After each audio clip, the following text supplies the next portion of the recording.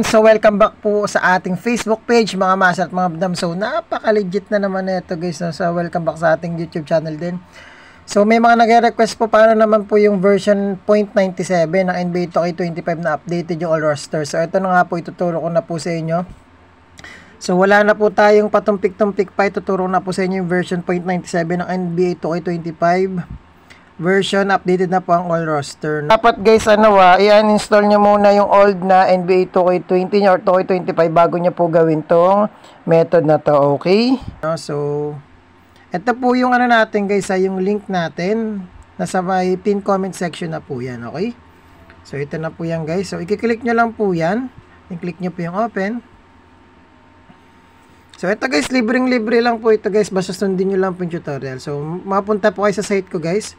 So, ito na po yung link natin ng NBA 2K25 na APK. Tapos, ito na po yung OBB ng NBA 2K25 version 9.97. May password lang guys yung OBB. Pinayak sa official 97. Yun lang naman password. Napakadali lang yan. So, pakiklik nyo lang yung APK guys. Tapos, magda-download na po yan. Ito po yan guys. So, media file lang po yan. Yan. So, i-click nyo lang to. Tapos, mada-download na po yan. Tapos, click nyo lang po yung back guys. Ito naman yung OBB. Download nyo rin to. Ayan diba? Tapos, ito lang po yan, nasa baba lang po yan, B97. Okay, click nyo lang po yan. Guys, in-update ko po yung link. So, please i-download nyo po yung first 2K25 version 0.97 na APK. Okay, wag nyo po kakalimutan yan, ha? Ayan po yung mas working.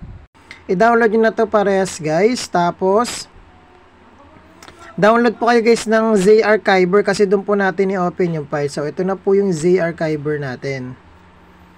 Okay, so pagdating dito sa Z-Archiver internal, tas click nyo po yung download natin guys. Okay, click nyo po yung download. So ito na po guys yung na-download natin na NBA 2K25 latest updated roster. Tapos ito na po yung OBB. So una natin gagawin guys is install muna natin itong NBA 2K25 na latest updated roster by Mechi Katsume po. So shoutout kay Mechi Katsume. Install natin yan. Yan. Click nyo install. Guys, sundin nyo mabuting tutorial kasi para iwas po yung tanong. Okay? Click nyo lang po yung more details. Click nyo lang po yung install anyway. Tapos magpipin lang kayo dyan. Kasi may pin talaga yan. Yan, app installed na po siya, so okay na yan. Then, pangalawa natin gagawin guys is extract natin itong V97. Click nyo po yan, then click nyo yung extract here. So, may password lang talaga siya guys. Okay, pero smooth lang naman to. Okay, Pinoyaks official.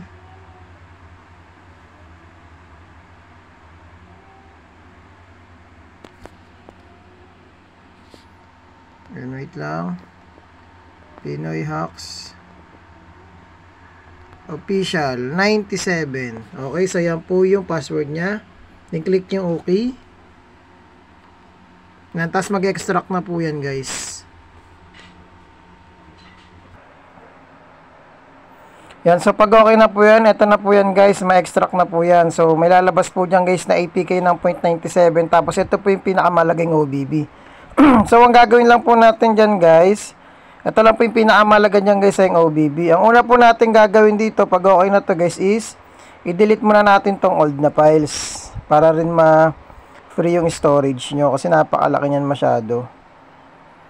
Yan. Tapos, i-delete nyo rin tong APK na 0.97 kasi hindi naman mahalaga yan, okay?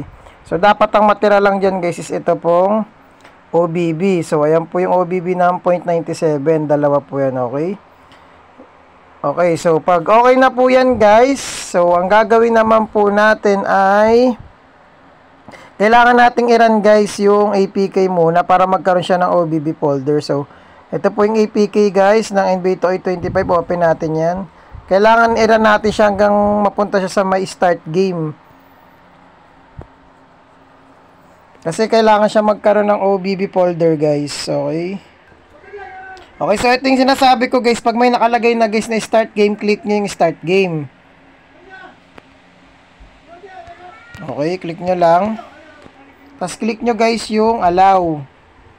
Yan, kung mapapansin nyo guys, the app is not properly installed. Please install it kasi hindi pa nga natin guys na-move yung OBB folder. So, move muna natin guys yung OBB folder, okay?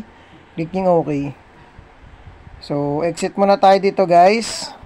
So, ang next na gagawin natin guys is balik po tayo ng Z-Archiver. Okay. Tapos, yan. Punta uli kayo guys sa may download. Tapos, nakikita nyo tong OBB na to guys. I-open nyo po yan. Then, click nyo po yung tatlong dot sa may taas. Ito po. Ito, yung tatlong dot sa taas. Click nyo ito. Then, click nyo po guys yung multi-select. Yan. Click nyo yung multi-select. Tapos, select nyo tong dalawang OBB. Select nyo yung dalawang OBB. Tapos, hold nyo po siya. Click nyo yung copy. Copy lang guys ha. Copy. Okay, copy. Then, punta po kayo guys ng internal. Then, device storage. Then, Android. Then, OBB. Yan. Tapos, punta po kayo ng, ito po, yung Cam.T2K Sports to NBA2K20N. Open yan. Then, dito nyo po yan ipipaste. I-paste na po natin. Yan. Tapusin lang po natin yung pagpipaste, guys. Tapos, pwede na po natin laruin yan, guys. So, reminder ko lang, guys, ha, kung hindi po siya gagana sa unang installation, gagamit po tayo ng double installation na tinatawag. Okay. So, pagkatapos natin i-move yung OBB folder ngayon, i-install din natin yung APK para gumana po siya. May times po kasi na hindi po talaga siya gumagana sa unang installation. So, kailangan po talaga siyang i-install uli para gumana na po siya. Okay? At kung meron po kayong NBA 2K20 na luma, kailangan nyo po siyang i-install muna. Bago nyo po siya i-install ulit. Okay? So, wait lang natin tumatapos yung pagka-copy niya. Panoorin nyo mabuti guys yung tutorial, no?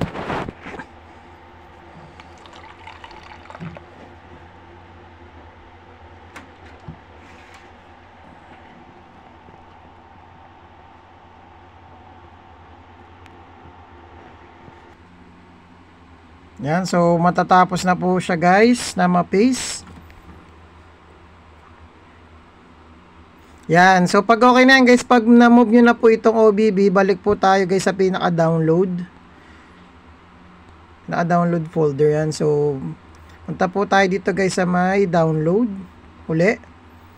Then, delete na natin itong old na OBB. Yung pinanggalingan niya. Delete na natin yan. Tapos, ang gawin natin guys, magkaaroon po tayo ng tinatawag na double installation. So, install uli natin to guys kasi para legit na gumana po talaga siya. Click nyo po yung install. Okay. Ito po yung ginatawag guys na double installation na method. So, kailangan nyo po itong gawin para po talagang gumana po siya, no? Click nyo po yung install. Kailangan po kasi talaga niyang magpatong ng data sa kanang OBB para mag-work po siya sa cellphone nyo.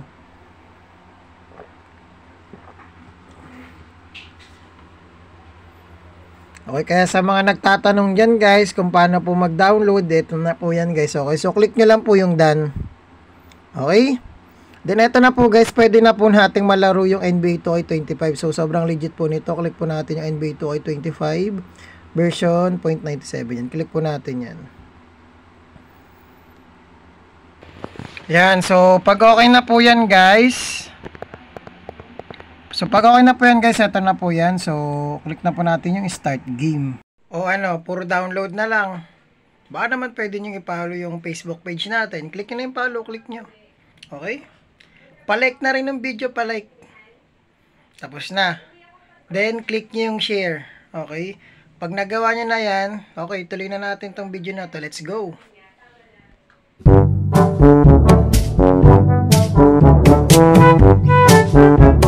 Thank you.